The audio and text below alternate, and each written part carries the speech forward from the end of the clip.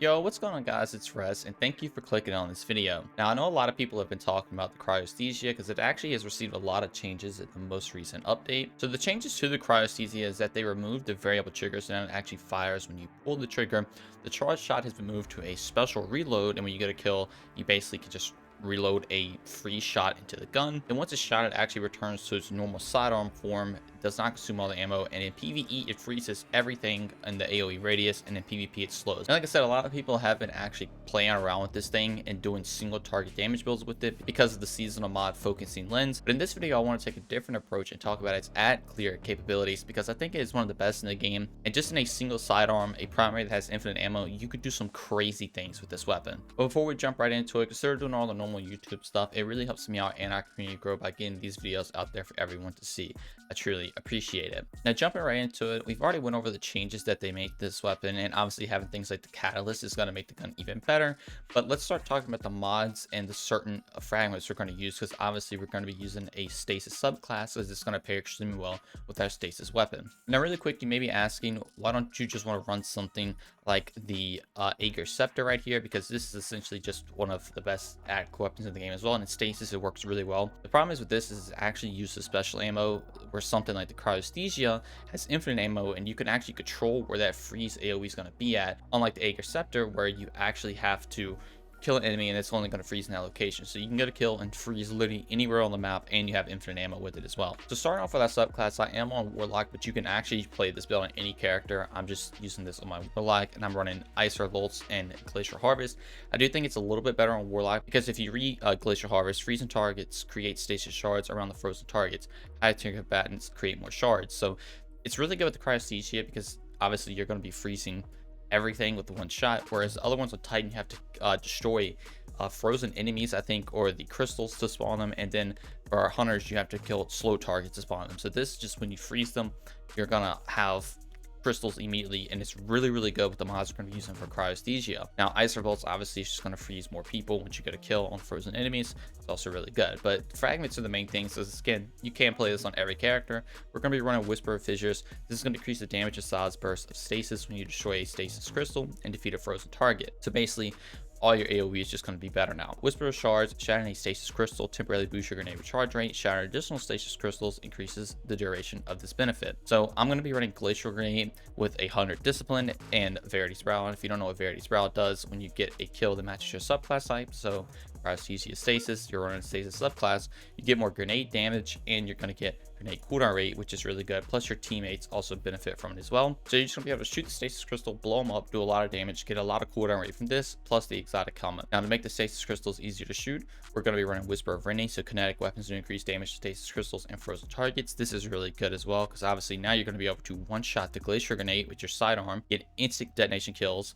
Then also when you freeze people with Cryosthesia, you're going to be doing more damage to those frozen targets as well, sort of like a little debuff. Then finally, Whisper Conduction, nearby stasis shards track to your position. This is also going to give you some resilience and intellect, which is nice, but mainly those stasis shards are going to come to you. So if you freeze an enemy far away with Cryosthesia, they're going to spawn, and then you get close, they're going to start tracking to you, and then you can start getting your benefits over in your mods. So jumping into the mods now, the first mod we're going to talk about is Elemental Charge. So become Charger Light by picking up an Elemental Well.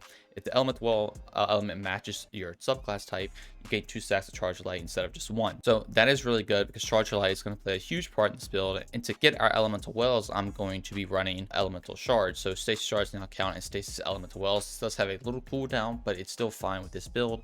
So now every time you create a shard over here, not only you're getting the benefits from the shards themselves, you're also becoming Charger Light times 2, because they are going to match that element. Now, to take advantage of Charger Light, I'm actually going to be running Surprise Attack. So while Charger Light reloading or running, your sidearm consumes all stacks of Charger Light and converts them into a stack of major damage buff, which are depleted as you damage combatants with your sidearm. And this did actually get nerfed, but it's still really good with this build, with all the other damage buffs you're getting from things like your fragments and then some other stuff I'm going to have to get into in 1 second. You're going to have a nice damage buff just to, whenever you freeze a whole group of enemies, you can just easily kill anything and then just destroy everything with the cryo explosions. And since we are going to be picking up a bunch of stasis shards, Elemental Shards is also not going to benefit for things like Wall of Restoration. So picking up a Stasis Elemental Well, since this is going to be an Elemental Well, technically, you're going to get more energy for whatever is your lowest cost energy. Obviously, you're still going to get max energy all the time because it is a Stasis Elemental Well on top of the shard itself, giving you the melee energy. This is also now going to give you another huge chunk of energy in whatever your lowest mod is. So you're going to have energy all around, which is really, really cool. And finally, running things like Font of Might. So picking up an Elemental Well that matches your subclass energy type is going to grant you a weapon damage bonus as well for 10 seconds. So now, not only you get a damage bonus from Surprise Attack, you're getting a damage bonus from Font of Might. You're getting cooldown from Well of Restoration on top of your fragments and your exotic helmet. You're usually becoming Charge Light because of Elemental Charge and Elemental Shards. And that's pretty much the all-around build of this. I will say Cryosthesia is going to be really, really good for your, just Ackler parts. If you ever come across a major, you can throw a Glacier Grenade to just instantly freeze them, blow everything up. Or if there's a really, really dense room of Ackler, you can use the Glacier Grenade as well. You're going to always have your grenade. You're going to always have a AoE freeze on you at all times. It's really, really good.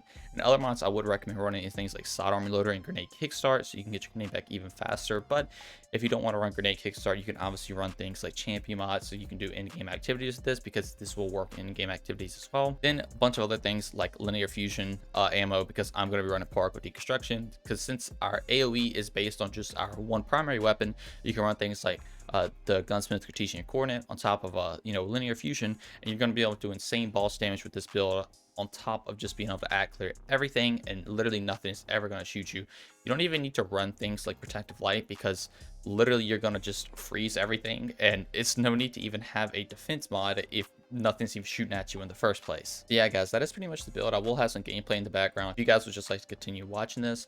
Again, you can't run this on any character. I do think it works the best on the Warlock due to the way their shard artifact interacts with Cryosthesia, but you can also obviously run on every character as well. Plus, on the other two characters, you can get 5 fragment slots, unlike the Warlock where you can only have 4 right now.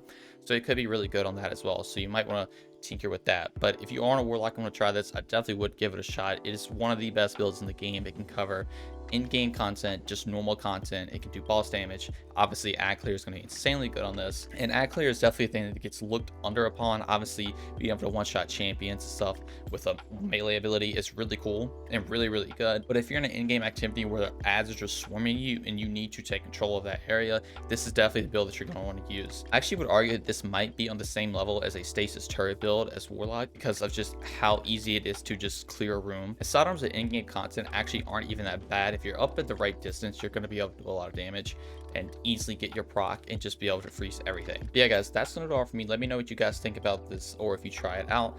I would love to know your opinions on it, if you changed anything around, because again, I think this is probably one of the better builds in the game, and I hope you guys enjoyed it as much as I do. Thank you all so much for watching, and I'll see you in the next one. Peace.